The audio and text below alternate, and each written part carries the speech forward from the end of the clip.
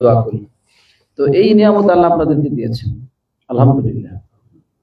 আল্লাহ যেন তৌফিক দান করেন, আল্লাহ কবুল করুন, আমিন। আমি আপনাদেরকে কি বিষয়ে আলোচনা শুনে দিয়েছিলাম, মনে আছে আপনাদের? কি আমার তো এটা আমার এই ব্যবসায়ী হলো তাওহীদের, কিন্তু কি বিষয়ে কথা বলতেছিলাম? আচ্ছা, তারপরে কোথায় গিয়ে শেষ করেছিলাম? আচ্ছা, আলহামদুলিল্লাহ। আচ্ছা, ওকে, এগুলো শেষ করেছি আমরা। এরপরে বিষয়টা ছিল যে অবশ্যই অন্য একটা মাসআলার মধ্যে আমরা যাচ্ছি এখন। মুহাম্মদুল আব্দুল্লাহ রাহিমাহুল্লাহ তিনি তার ছাত্রকে অন্য একটা বিষয় বলতেছেন, মানে আমাদেরকে বলতেছেন যে ইলাম রাহিমাকাল্লাহ, জেনে রাখো আল্লাহ তোমার উপর দয়া করুক। আলহামদুলিল্লাহ। কি করলেন? দোয়া করলেন। দোয়াটা খুব দরকার শিখাইতে গেলে। সন্তানদেরকে যখন শিখাবেন দোয়া করবেন যে আল্লাহ তোমাকে বড় আলেম বানায়, আল্লাহ তোমাকে কোরআনের একজন ভালো হাফেজ আল্লাহ তোমাকে বানাক, তোমাকে আল্লাহ তাআলার দ্বীনের দায়ী বানাক, তোমাকে আল্লাহ নেক সন্তান বানাক। এগুলো কিন্তু দোয়া করতে হবে সন্তানদের সামনে, মনে থাকবে তো? খুব দরকার। কিন্তু অনেক সময় মা বাবা এগুলো বলে না, সন্তানের সামনে খুব দোয়া করে, আল্লাহ আমার সন্তান এই বানাও সেই বানাও, দোয়া করে, কিন্তু সন্তানের কাছে বলে না। কিন্তু উচিত হলো সন্তানকে আপনি বলে দিবেন আপনি কি চান তার ব্যাপারে। তাকে বলবেন যে তুমি এদেশের শ্রেষ্ঠ সন্তান হবে, তুমি নেক সন্তান হবে, তুমি আল্লাহর একজন নিকটবর্তী বান্দা হবে, আমি এটা চাই। তুমি একজন বড় আলেম হবে, তুমি বড় দায়ী হবে। এভাবে সন্তানকে বলে দিবেন স্পষ্ট করে, আর দোয়া করতে থাকবেন। তাহলে তার মাথার মধ্যে এটা থাকবে, সেইভাবেই চলবে, মনে থাকবে তো? তাহলে দোয়া এই জিনিসটা খুব বেশি বেশি দরকার। একদম শুনিয়ে শুনিয়ে তাকে আমি দোয়া করি বাবা আল্লাহ তোমাকে অনেক বড় করবেন, এগুলো প্রভাব পড়ে সন্তানের অন্তরে। আমি বিশ্বাস করি তুমি হারাম খাবে না, আমি বিশ্বাস করি আমার ছেলে হারাম উপার্জন করতেই পারে না, এগুলো বলবেন। যতই দুষ্ট থাক, পরবর্তী জীবনে সে চিন্তা করবে আমার আব্বা বলছে না আমি হারাম খাবো না, তুমি হারাম কেন খাবে না, মনে থাকবে। আল্লাহ তৌফিক দান করুন। এখানে মুহাম্মদ বিন আব্দুল্লাহ ওয়াহাব রাহিমাহুল্লাহ তিনি বললেন যে আন্নাহু ইয়াজিবু আলা কুল্লি মুসলিম ওয়া মুসলিমা তাআল্লুমু সালাসি হাদিহি আল-মাসাইল ওয়াল আমালু বিহিন্না। তিনি এখন আরো তিনটি মাসআলার কথা বলছেন। প্রথম তো চারটি বিষয়ের কথা বলেছেন, এখন আবার তিনি বলছেন যে এরকম আরো তিনটি মাসআলা আছে, তিনটি বিষয় আছে যা প্রতিটি মুসলিম নরনারীকে জানাটা ওয়াজিব, এই ব্যাপারে জ্ঞান অর্জন করা ওয়াজিব প্রত্যেকটি আলা কুল্লি মুসলিম ও মুসলিমা, সকল মুসলিম নরনারীর উপর। এটা শুধুমাত্র সৌদি আরবের মুসলমানদের জন্য না, গোটা পৃথিবীর মুসলমানদের জন্য, এমনকি বাংলাদেশের মুসলমানদের জন্য, মনে থাকবে। এমনকি যারা ইসলামী সেন্টারে আছেন আপনাদের জন্য, আমার জন্য, সবার জন্য, যে প্রত্যেকটি মুসলিম নরনারীর উপর অপরিহার্য ওয়াজিব এই তিনটি বিষয়ে জ্ঞান অর্জন করা এবং এর উপর আমল করা। আচ্ছা, তিনটি বিষয়ের প্রথমটা কি জানবেন আর কি আমল করবেন, প্রথম। দ্বিতীয়টা কি জানবেন কি আমল করবেন, তৃতীয়টা কি জানবেন কি আমল করবেন। শুনুন, প্রথম বিষয় যা আমাদের উপর জানা ওয়াজিব, সবার উপর, আপনার স্ত্রীর উপর জানা ওয়াজিব, সন্তানের উপর জানা ওয়াজিব, জানাই দিবেন ইনশাআল্লাহ ফোন করে, ঠিক আছে? আচ্ছা, আল-উলা, প্রথমটি হচ্ছে আল্লাহ খালাকানা ওয়া রাযাকানা ওয়া লাম ইয়াতরুকনা হামালা বাল আরসালা ইলাইনা রাসূলা। তিনি বলছেন আল্লাহ সুবহানাহু ওয়া তাআলা আমাদেরকে সৃষ্টি করেছেন এবং আমাদেরকে তিনি রিজিক দিয়েছেন, সৃষ্টিও করেছেন, রিজিক তিনিই দিয়েছেন, আলহামদুলিল্লাহ। আর আমাদেরকে অনর্থক ছেড়ে দেন নাই যে তোমরা যা ইচ্ছা তাই করবে, যেদিকে মন চায় সেদিকে যাবে, যা চিন্তা আসে সেটাই করবে, স্বাধীনতার উপর ছেড়ে দেন নাই আমাদেরকে যে তোমরা হুর, স্বাধীন, সৃষ্টি করলাম আর রিজিক দিলাম এখন তোমরা স্বাধীন না, এটা ভুল। আপনার জীবনের প্রতিটি মুহূর্ত কিভাবে আপনি অতিবাহিত করবেন এটা আল্লাহ বলে দিয়েছেন। যখনই লাগামহীন জীবন যাপন করবেন তখনই শয়তানের গোলামিতে লিপ্ত হবেন। যখনই আল্লাহ তাআলার আদেশ এবং নিষেধকে ভুলে যাবেন ঠিক ওই মুহূর্তেই আল্লাহর অবাধ্যতার মধ্যে লিপ্ত হবেন, শয়তানের গোলামিতে লিপ্ত হবেন। পশুত্বের আচরণ আপনার মধ্যে চলে আসবে, নাউজুবিল্লাহ। পশুর কোনো বাধা নিষেধ নেই, তার মন যা চাই তাই করে। বলছেন হামালা, আল্লাহ তাআলা আমাদেরকে এমনি ছেড়ে দেন নাই অনর্থক নিরর্থক, বরং আমাদেরকে দিক নির্দেশনা দেওয়ার জন্য আমরা আমাদের জীবন কিভাবে অতিবাহিত করব, কোন পথে চলবো, বাল আরসালা ইলাইনা রাসূলা, আমাদের কাছে আল্লাহ তাআলা রাসূল প্রেরণ করেছেন। আলহামদুলিল্লাহ। বাস এটা আপনি জানবেন, বুঝবেন, আমল করবেন যে আল্লাহ আমাকে সৃষ্টি করেছেন, জানবেন আল্লাহ আমাকে রিজিক দেন, আপনি জানবেন। এজন্য রিজিক যা পাই, যা ব্যবহার করি সব আল্লাহ। আমরা মনে করি আমার জীবনটা আল্লাহ দিয়েছেন, আর যেটা খাই ওটা তো আমার নিজের উপার্জিত, মানে এই জন্য আল্লাহর অবাধ্য হয় মানুষ, চিন্তাই করে না যে আমার এই দেহটা আল্লাহ সৃষ্টি করছেন মানলাম, কিন্তু যে বাড়িতে থাকি ওটা আমার, যেই জমিন আমি ক্রয় করেছি এটা আমি ক্রয় করেছি, ওটা আমার বাবা দিয়েছে, কিছু শ্বশুর বাড়ি থেকে পেয়েছি, চাকরিটা আমার, লেখাপড়াটা আমার উপার্জিত, সব আমার, আর দেহটা আল্লাহ বানাই দিয়েছে। কত বড় নালায়েক মানুষ আমরা, নাউজুবিল্লাহ। আর সব আল্লাহ, তোমার প্রতিটি শ্বাস প্রশ্বাস তোমার রবের, তোমার সব কিছু আল্লাহ, তুমি জানো না? আল্লাহ সব দিয়েছেন। তোমার এই পৃথিবী, তোমার এই সূর্যের আলো, তোমার রাতের অন্ধকার, এই পৃথিবীর যা আছে সব তোমার রবের, কারো কিছুই না। লিল্লাহি মা ফিস সামাওয়াতি ওয়া ফিল আরদ, আকাশে জমিনে যা আছে সব আল্লাহর। এজন্য সব আল্লাহর, এটা আপনাকে ইয়াকিন করতে হবে, জানতে হবে। আল্লাহ সৃষ্টি করেছেন, আল্লাহ রিজিক দিয়েছেন, আল্লাহ এমনিতেই ছেড়ে দেন নাই যে যা ইচ্ছা তাই করবে না, বরং রাসূল পাঠিয়েছেন। এই রাসূলের অনুসরণ আমাকে আপনাকে করতেই হবে। এজন্য আল্লাহ বলেছেন, আমি তোমাদেরকে সৃষ্টি কেন করেছি? আমি সৃষ্টি করেছি ওমা খালাকুল জিন্না ওয়াল ইনসা ইল্লা লিয়াবুদুন, আমি জিন এবং মানব জাতিকে সৃষ্টি করেছি শুধুমাত্র আমার ইবাদতের জন্য। আপনার কাজই হচ্ছে ইবাদত করা। জীবনের গোটা জীবনটা হবে ইবাদত, ইবাদত ছাড়া আর কোনো রাস্তা নেই, সব ইবাদত। রিজিক উপার্জন করবেন সেটাও আল্লাহর আদেশ, শুধু হালাল পথে উপার্জন করতে হবে, হারামটা করা যাবে না, আল্লাহ নিষেধ করেছেন। আপনি যা খাবেন সেটা যেন হালাল হয়, হারাম খাওয়া যাবে না, সেক্ষেত্রে ইবাদত।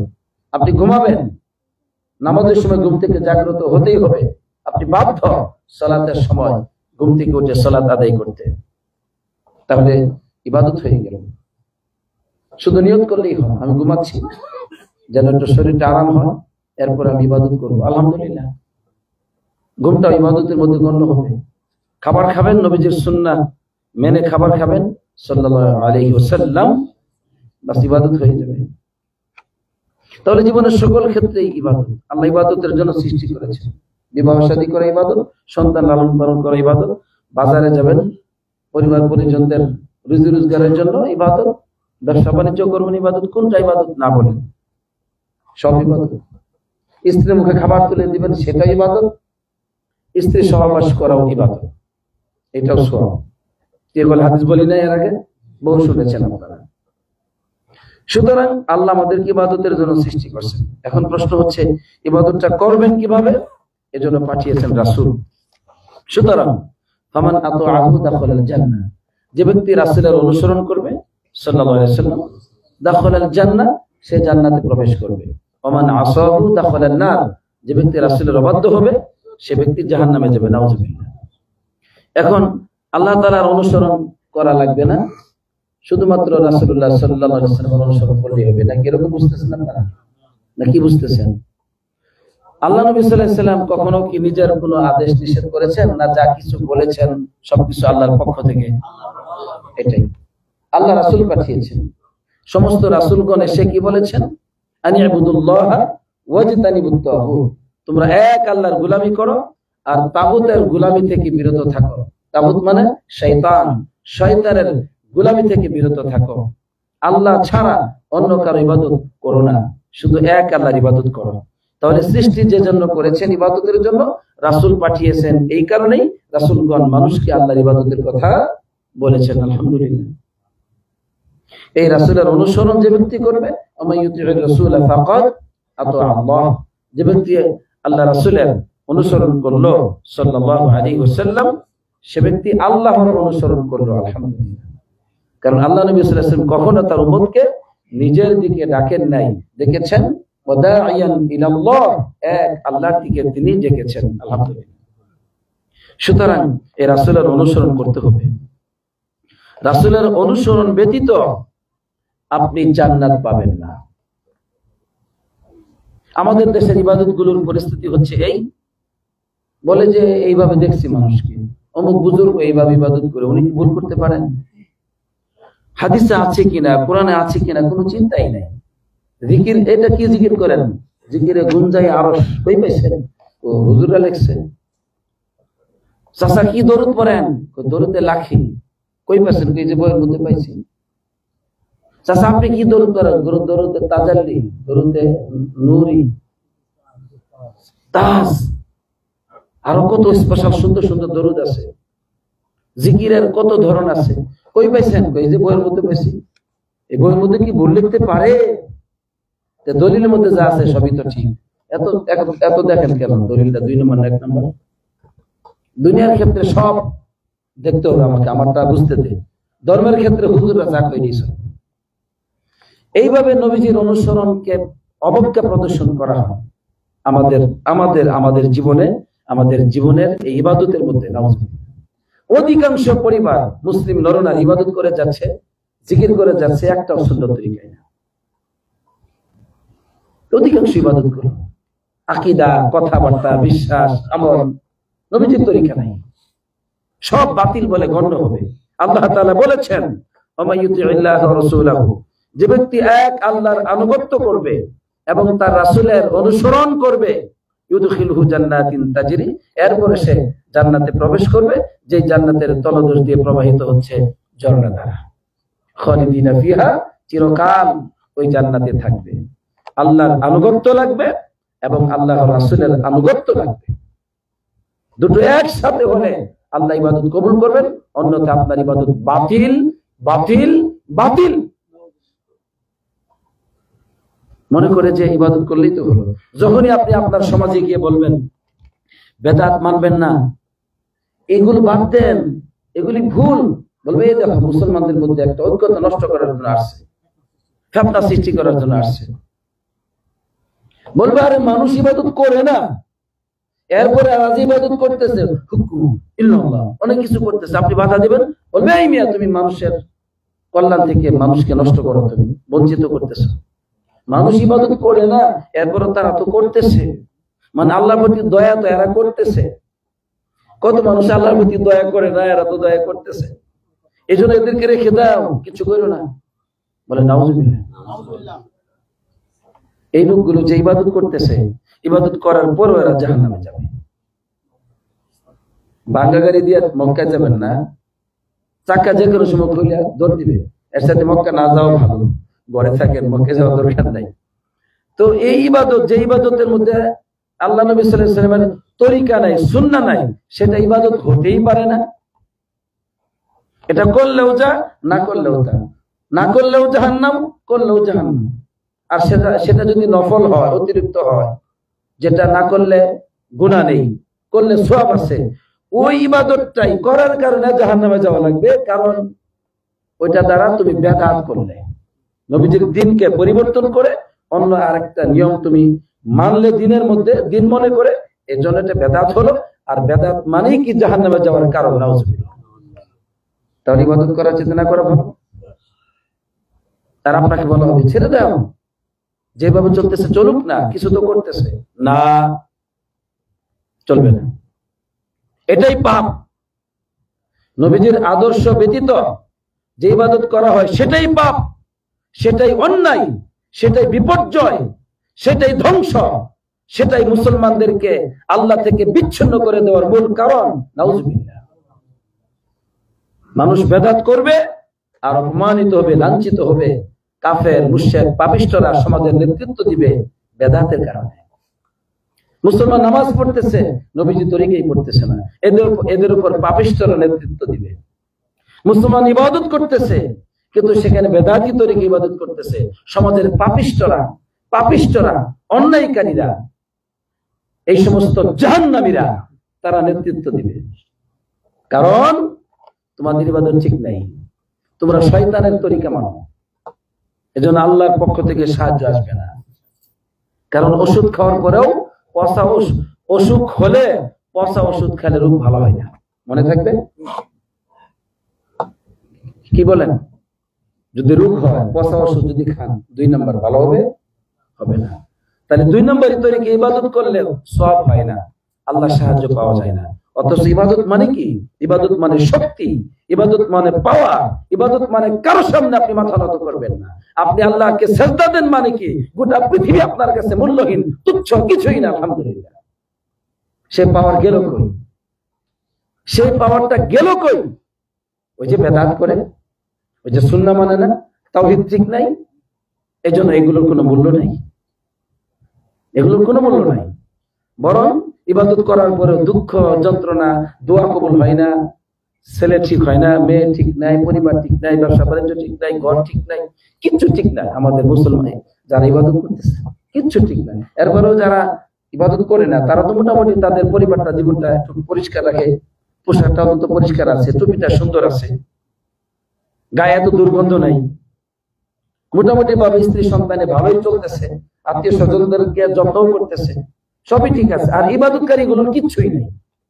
কারণ কি? ওরা বুঝে নাই তো, না তাওহীদ বুঝে, না সুন্নাহ বুঝে। তাওহীদ নাই, সুন্নাহ নাই, এই ইবাদতের কোনো মূল্য নাই। কথা বুঝাইতে পারলাম? আপনারা বুঝেছেন?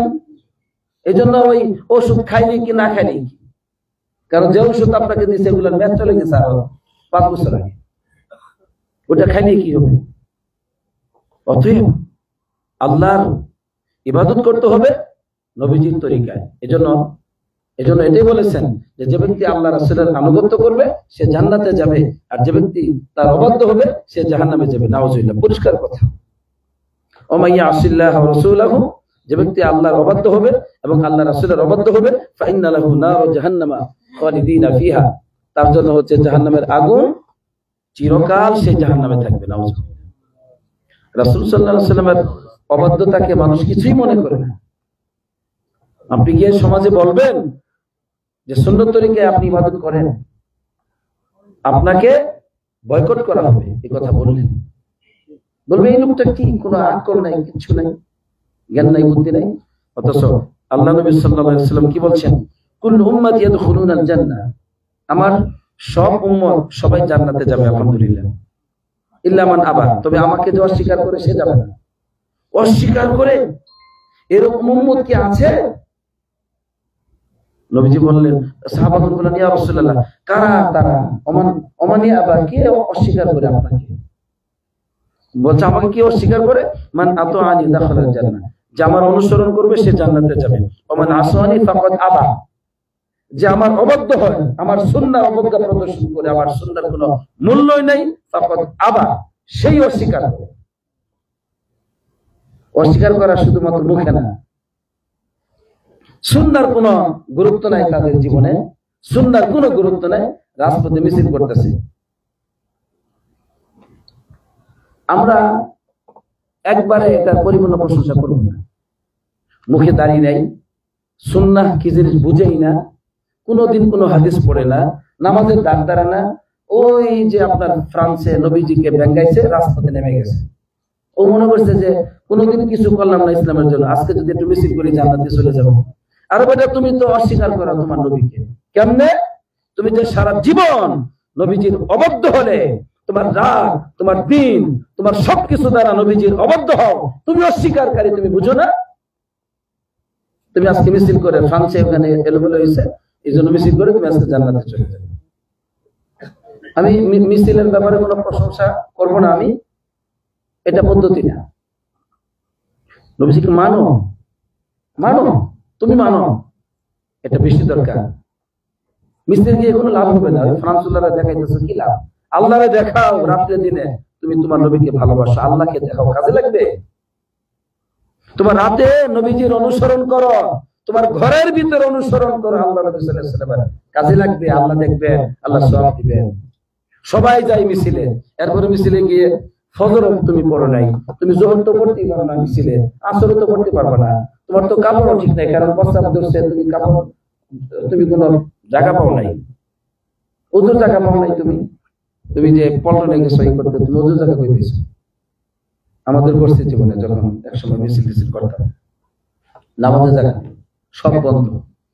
তো বিষয়টা হচ্ছে যে এই যে জীবন অজ্ঞতা, নবীজির তরিকা মানে না, কিচ্ছু বুঝে না, মনে করে যে আমি খুব ভালো পথে আছি। না, এই বেটা নবীজিকে মানতেছে না, সাল্লাল্লাহু আলাইহি ওয়াসাল্লামকে জাহান্নামে যাবে।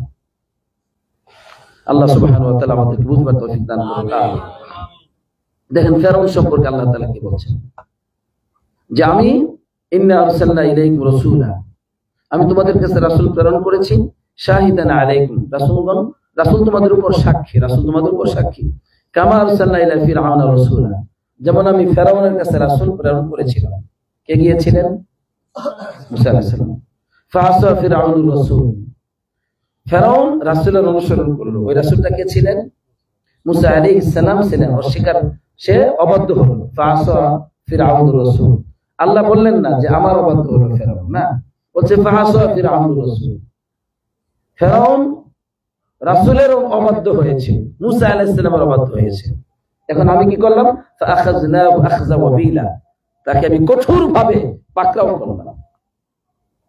তাহলে আমাদের জীবনে যে বিপদ, মুসিবত, আযাব, কেন? নবীজির সুন্নাহ আমরা মানি না, নবীজির সুন্নাহর অনুসরণ নেই আমাদের জীবনে। মনে করতেছি কোনো ব্যাপারই না, ইচ্ছা মতো দাড়ি কাটতেছি, মনে করি কোনো ব্যাপারই না। এটা ভাই কোনো ব্যাপার না। কত আযাব আপনার জীবনে আসতেছে আপনি বুঝেন না, এই একটা নবীজির আদর্শকে অবাধ্য হওয়ার কারণে। আপনি জানেন না, আপনি জানেন না, আল্লাহর অবাধ্য হওয়ার কারণে আপনার জীবনে বিভিন্ন ফিতনা ফাসাদে আপনি আছেন, আপনি জানেন না। কত আযাব আপনার উপর আসতেছে আপনি বুঝতেছেন না। মনে করেন এগুলো এমনি আসে, এগুলো এমনি না, এগুলো আল্লাহর অবাধ্যতার কারণ, এগুলো রাসূলুল্লাহ সাল্লাল্লাহু আলাইহি ওয়াসাল্লামের অবাধ্যতার কারণ, তার সুন্নাহকে অবজ্ঞা প্রদর্শন করার কারণ। এজন্য এত আযাবে, এত দুঃখ যন্ত্রণায় আপনি নিপতিত আছেন। নাউজুবিল্লাহ। তাহলে আল্লাহ তাআলা পাকড়াও করেন নবীজির, মানে নবীদেরকে অমান্য করলে আল্লাহ পাকড়াও করেন। শুধুমাত্র বুঝি আমাদেরকে আল্লাহ পাকড়াও করবেন না, তাই না? না কি বলেন? অবশ্যই করবেন, অবশ্যই করবেন। সুতরাং আমাদেরকে অবশ্যই আল্লাহর প্রতি ঈমান আনতে হবে, আল্লাহ রাসূল সাল্লাল্লাহু আলাইহি ওয়াসাল্লামের প্রতি ঈমান আনতে হবে এবং আনুগত্য করতে হবে। যত বেশি আল্লাহ এবং আল্লাহ রাসূলের আনুগত্য করবেন, তত আপনার জীবনটাকে আল্লাহ তাআলা সুন্দর করে দিবেন। এজন্য ইমাম ইবনে তাইমিয়া রাহমাতুল্লাহি আলাইহি তিনি কি বলছেন শুনুন।